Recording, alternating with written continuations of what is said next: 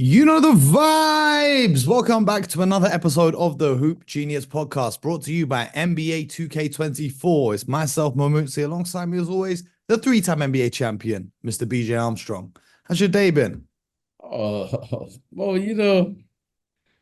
it's always great. Every time I hear the vibes, that just means things just get better. Every time you say that, it just means it's getting better. It's like the start of my day every day. You know the vibes. I appreciate that. I appreciate that.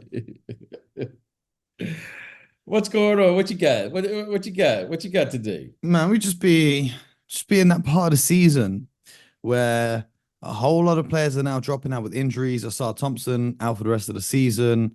Isaiah Yeah, what Stewart do you got? out A for the blood rest of the clot, right? You got season. Yeah, blood yeah, clot or he's got a something, right? blood clot. And it's like these games here now between March and April, it's the final month of the season. For the teams that aren't in the playoff picture, how do these teams stay motivated knowing that there's nothing to play for after this? Oh, man, you ask such tough questions. That's a really tough question. Oh, thank you. But it's a really simple answer. It's called Ah. professionalism. Believe it or not, Mo. you know, those players, they have a job to do. And when you have a job to do, your job is to do your job as best you can, right? I'm not asking you to come out and have a career night every night. I'm asking you to come out and show up and give your very best effort. Mhm. So professionalism is part of the business. And that's just something that comes with the job, that comes with the territory. So, I don't think there's really I never ever had a problem being motivated to play. I just understood that that's what you always want to remind yourself this. I think the best way for me to say it, because a lot of times I have a hard time, being able to put it to where you can like kind of understand it. As a young kid, Mo, I dreamed of playing in the NBA. That was my dream. That was my goal. And then to think that I got to the NBA and then I had to find a reason to play. like, Mhm.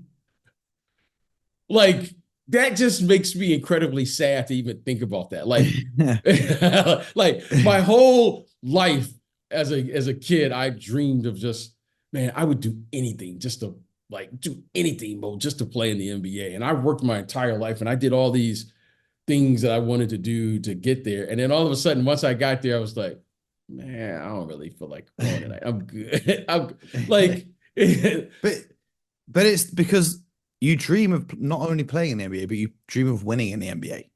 But when you're on a team that's not winning and has no chance for contention, that's the difference making yeah, here. What I'm asking, it's different at the yeah. end of the season rather than the very start of the season.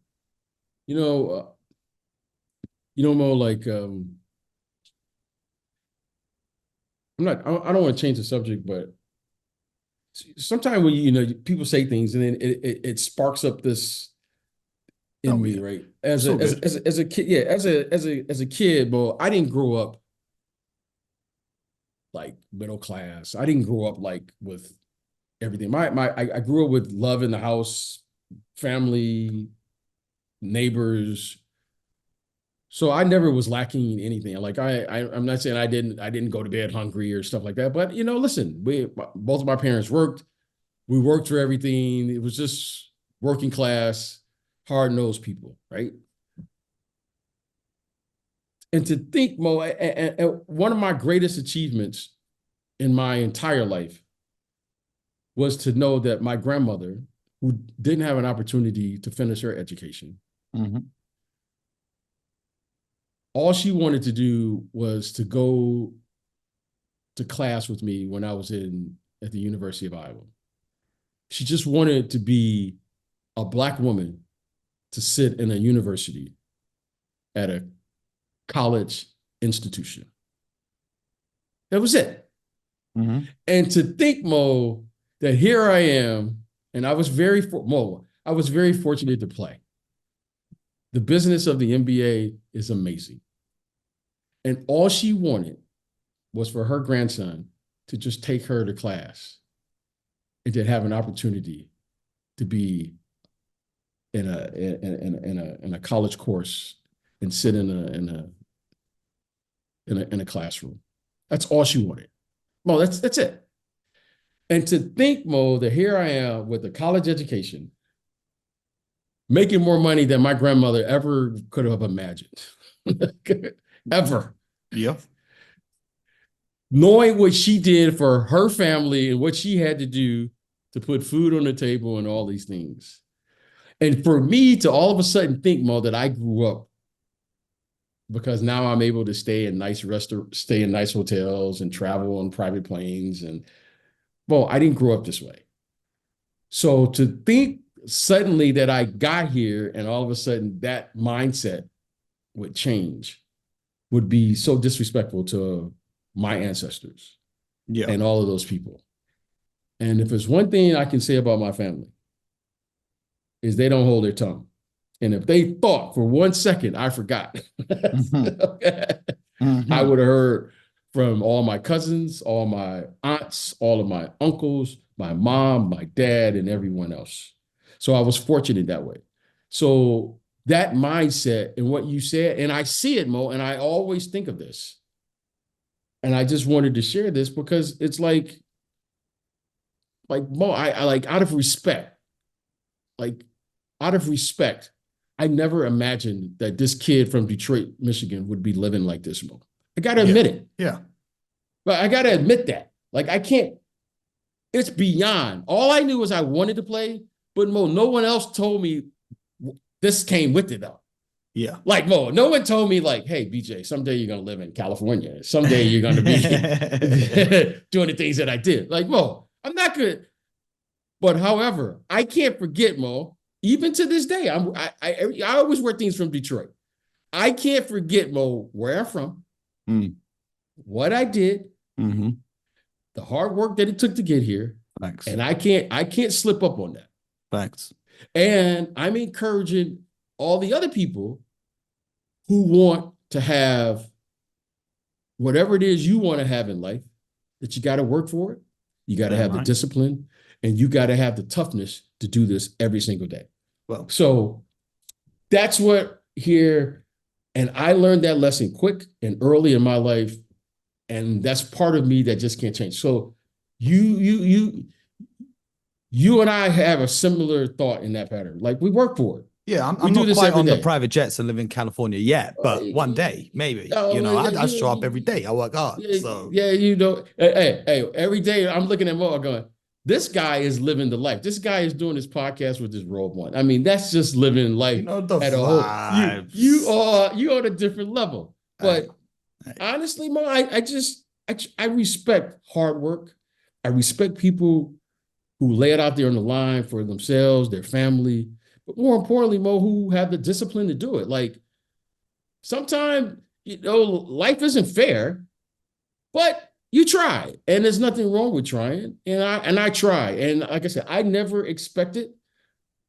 I wasn't the best player to ever play. I wasn't the best player in the city of Detroit, but I tried, and I try every single day, and I show up every single day.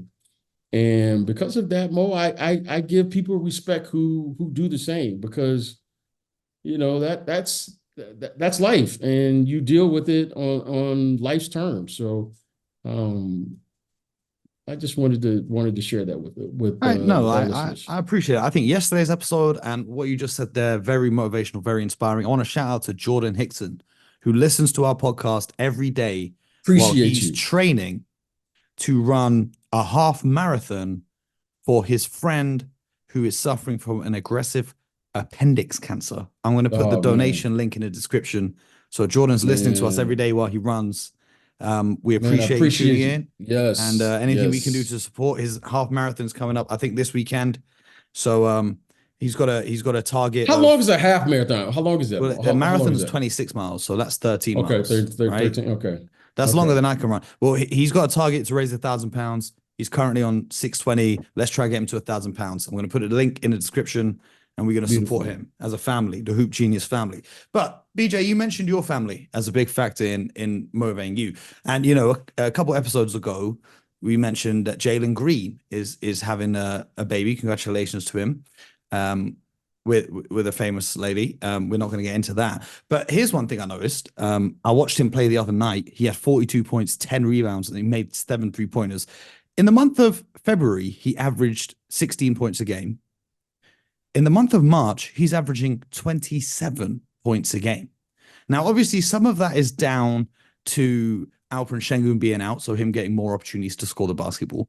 However, a lot of people in the NBA world have spoken to this phenomenon of when you are expecting a kid or when you've just had a kid, your game goes to a whole nother level. We saw Fred VanVleet have this impact in the NBA finals, and he attributed to that.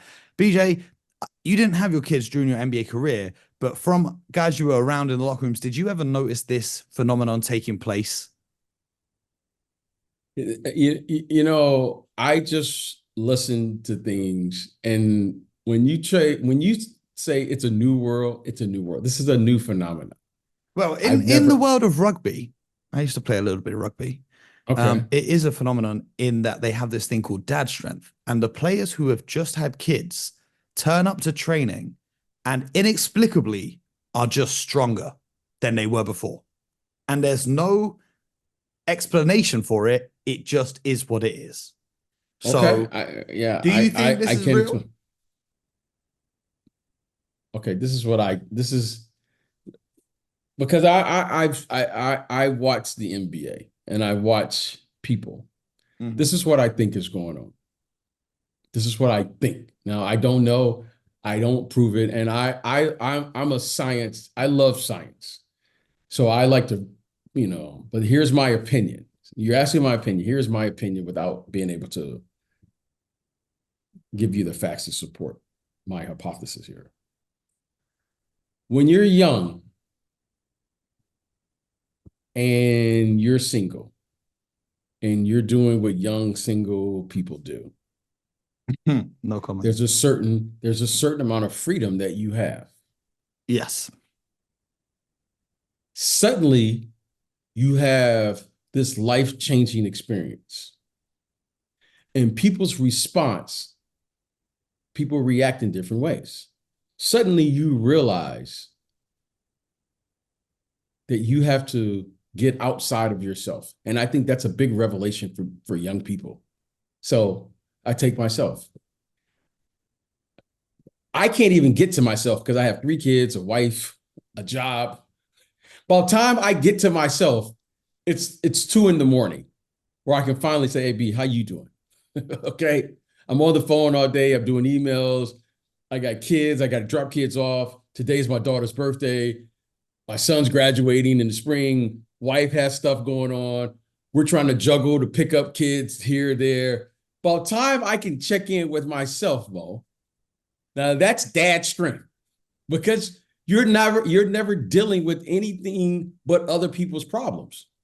By the way, I got jobs, I got clients, I got teams, I got this, I got that, I got my parents. So I think this is the first time where young people, especially the first, you suddenly realize things change. And you have, for the most part, a significant other that now you have to check in with every day. You're dating, sometimes you get upset with each other. You don't have to check in. Well, they're not talking for a day or two, and then you might just text. Well, all of a sudden now you're about to have a baby. Hey, Mo, you got to work that problem out. I don't know. I can't relate. Yeah, you can't relate. Exactly. But so I think that changes your perspective on life. And you suddenly realize that you got another human being, right? They may be little, but it's a human being there that's coming in, and you're totally responsible. I can remember my firstborn, our firstborn, and I remember the most critical moment, right? You're having a baby, da da da da da da. But I remember the moment where it really just hit me. We're leaving the hospital. and they put that baby in the baby seat in the back seat of the car, and they closed the door and they said, "Good luck." And when that door closed in that car, I suddenly realized, Good luck. I suddenly realized at that moment, I don't know if anyone else had this moment, but I had a moment where I was like, I'm totally responsible for another human being, and I don't have any directions, and I don't know what I'm doing. Well, you should have gone on TikTok, got some parenting tips. Well, TikTok, it might have been around 20 something No, years ago. that's new. That's new. That's new. Yeah. So that's when I realized. So do I think there is a phenomenon? I'm sure there's something, because suddenly now you start having relationships with other people in a way you probably never had before. And so it's probably something to it. I can't prove it, but there's probably something to it, though.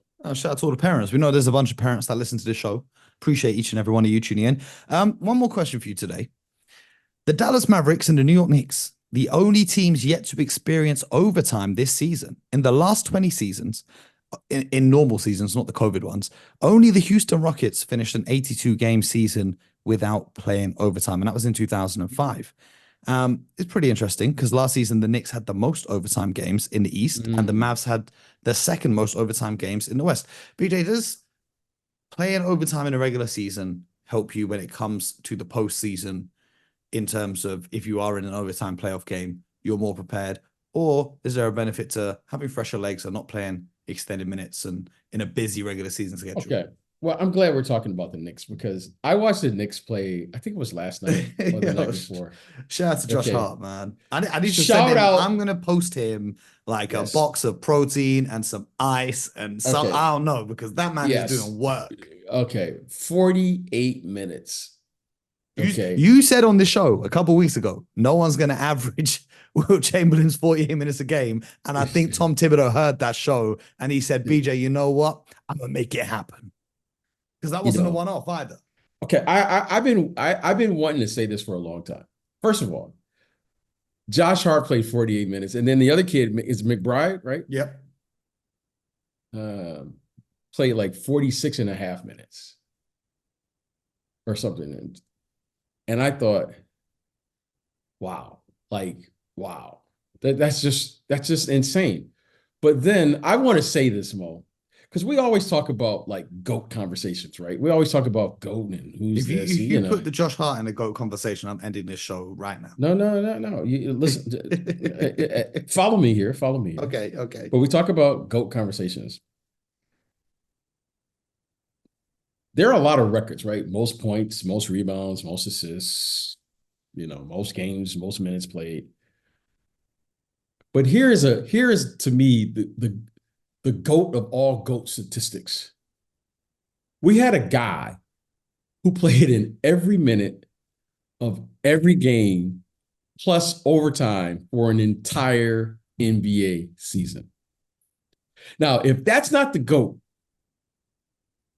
I don't know what the GOAT is. That stat to me lets me know this guy was on something different. And he was doing this, Mo, in Converse cons. And I can verify. I ain't trying to hoop in Converse cons. Mo, okay, and this wasn't a small guy. This guy played in every, I'm sitting here going, man, can you believe Josh Hart played all 48 minutes last night? And then, a few of my guys, us older guys, we go like, man, that's crazy.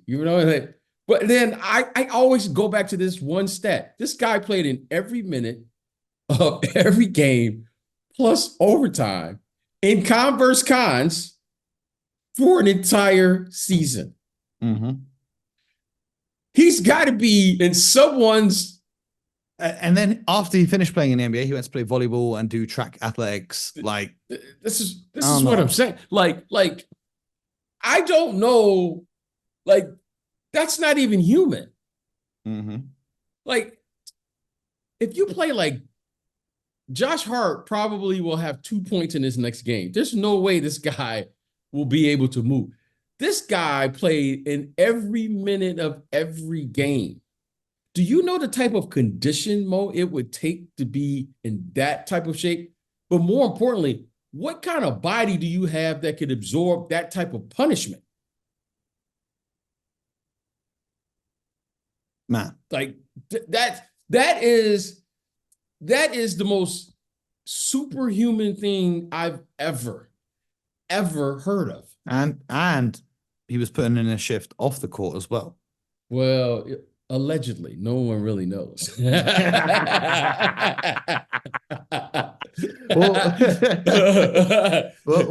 for those who know, Josh Hart has a secret ingredient that may be helping him play this long.